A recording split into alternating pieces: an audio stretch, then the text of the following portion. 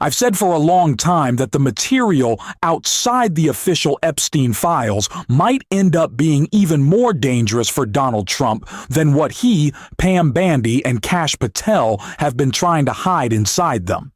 And today proves that point again. The House Oversight Committee just released brand new photos and videos from Jeffrey Epstein's island, never before seen by the public, and it is Donald Trump's worst nightmare. We're going to break down this new batch of images and footage. But before we do, please leave a like on this video, and if you enjoy our channel, hit that subscribe button because it truly helps support our work. Now, before we get into what Robert Garcia and the committee just released, we need to look at why these images are so damaging, starting with the close ties between Trump, his current and former cabinet members, and Epstein, including potential island visits Adam Schiff pressed Kash Patel on right here. So let me ask you, who are those cabinet members that Ghislaine Maxwell was referring to that were part of this cast of characters associated with Mr. Epstein? Who are they?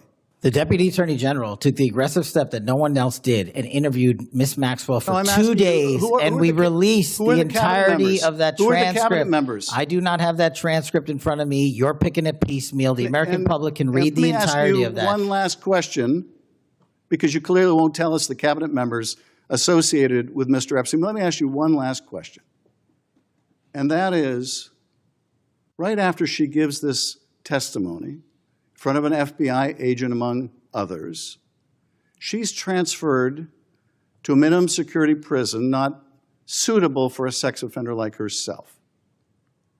Who made that decision and why? The Bureau of Prisons. The Bureau of Decisions made it in prisons. The Bureau of Prisons decided on their own, without any consultation with Blanche or anyone else, that they were going to suddenly, after this interview, completely unrelated to this interview, completely unrelated to anything she said, move her to a prison not suitable for a sex offender. You want the American people to believe that? Do you think they're stupid?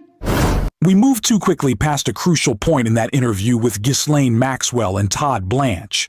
Blanche was clearly fishing for anything positive Maxwell could say about Donald Trump, calling him the greatest man who never did anything wrong and was never in Epstein's house, all of which is false. But as Adam Schiff highlighted, Maxwell admitted that multiple members of Trump's current administration had close ties to Epstein. We already know, for example, that Robert F. Kennedy Jr. admitted on Fox that he flew on Epstein's jet multiple times and visited his house. There are far too many Epstein connections within the current administration to ignore. That's why Trump is desperate to cover up the Epstein files. He knows that once these names start leaking, names of people who can be subpoenaed and can't be shielded by Pam Bondi, Kash Patel, or himself, he's in real trouble.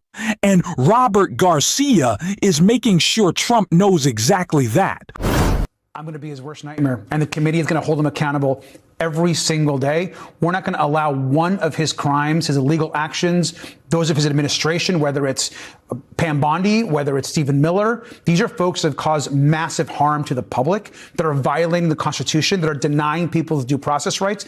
And Donald Trump has to be held accountable for what he's done to this country. And this idea that we're going to just forget about it or pass it along as it's some sort of dark moment in history, we have to be very clear to the next generation that this is not how government should operate, and this is not how a president should act. Why I continue to talk about the importance of information outside the purview of Pam Bondi and Kash Patel, and of course that Donald Trump is putting roadblocks in front of, is because that is information that Donald Trump cannot block. Pam Bondi cannot slow roll. The emails that have been released from the Epstein estate were done so because of subpoenas from the House Oversight Committee.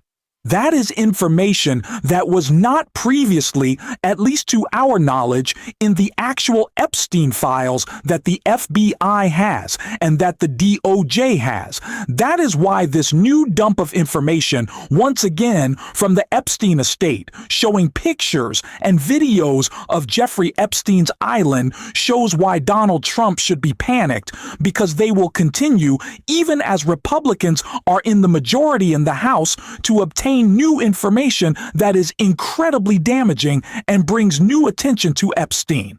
And that is exactly what is happening with this new release. Moments ago, House Oversight Dems posted, "Breaking Oversight Dems have received never-before-seen photos and videos of Jeffrey Epstein's private island that are a harrowing look behind Epstein's closed doors. See for yourself. We won't stop fighting until we end this cover-up and deliver justice for survivors." The images and videos of Epstein's island that have never been seen before are incredibly disturbing. They are certainly very weird. I'd like to know more about every single image that we are seeing right now, but more than just the weird faces on the wall, the sterile-looking environment, how just disturbing, like chills run up your spine looking at this stuff that these images are. It is also just a major blow for Donald Trump. Once again, I have to keep saying it. The Epstein estate's willingness to work with the Oversight Committee because they have to. They are being subpoenaed for this information is a major blow by any effort of Donald Trump, Pam Bandy, and Kash Patel to cover up. Sure. Again, they will try to roll the release of the Epstein files. They'll claim that any information tied to an ongoing investigation can't be released for legal reasons. Sure, because this administration, which commits war crimes, is so devoted to the law. Yeah, right. The key takeaway is that evidence keeps coming out no matter how hard Trump tries to block it. Republicans are terrified after last night's results in Tennessee, a single-digit win for a seat Trump had previously carried by 22 points. They see a looming blue tsunami in the midterms. If this trend continues, Democrats could net 250 to 260 House seats by November 2026, a near total wipeout for Republicans. That fear is driving some to support transparency around Epstein, even if it means breaking with Trump. Oversight has successfully bypassed Trump and Pam Bandy blockade, exposing more information about Epstein's island and those with close ties to Trump who attended these criminal gatherings. As new evidence emerges, more subpoenas follow, like Robert Garcia's investigation into Epstein's connections with J.P. Morgan Chase, which could reveal additional enablers. Every new name brings us closer to uncovering Trump's involvement, information he desperately wants hidden, and it's shaking the Republican Party, as Ari Melber detailed here. Washington Republicans, of course, revolted against Trump over his probably biggest political vulnerability and oddest charge that he's faced in this whole first year of the term, where Donald Trump basically went out of his way to repeatedly minimize and defend a sex trafficker, refusing the transparency he once vowed and giving lenience to that trafficker's co-conspirator. That's just a capsule summary of what Republicans ultimately had to revolt against rather than defend when there was a vote. Top Republicans, though, have not stopped there. It would seem that, as we heard from some of our experts during that week, what started wasn't just going to end, because if the emperor had no clothes, or whatever phrase you want to use, Republicans found that they did have a voice, and most of them didn't face any great consequence or punishment in the real world for standing up to Trump independently once. You might do it twice. Indeed, on some issues, it's quite obvious that Republicans do better running against Trump, even if they worry about his personal vendettas in response. The issue now this week, of course, is the serious questions about how this Trump administration conducts war, and whether, as experts are questioning, whether a war crime has occurred. So people want a lot more answers from Defense Secretary Hegseth. The question about whether he was directly involved overseeing allowing or directly ordering what would amount to, what appears to be, according to experts, a war crime committed in that Caribbean boat strike. Now, we have a top Democrat leading the probe who will be with us later tonight. And you've certainly seen some of the big news about this. Republicans also just know big picture that Trump is weakening. There's a new poll that finds him cratering to a second-term low. 47% was where he was at the beginning of the year. Now, crashing to 36 from Gallup. Trump also held one of these long cabinet meetings today, and he did touch on issues that have dogged Republicans and are certainly in play in the election I mentioned tonight. The high prices, the inflation, the affordability. Polling shows Americans have made up their minds about this, and by an overwhelming 2-to-1 margin. That's a margin you don't see on issues like guns or abortion or culture, but 2-to-1, people have come together, including a lot of Trump voters, to say, look, he is responsible for the rising prices. Here he was today. And, you know, there's this fake narrative that the Democrats talk about, affordability. They just say the word. It doesn't mean anything to anybody.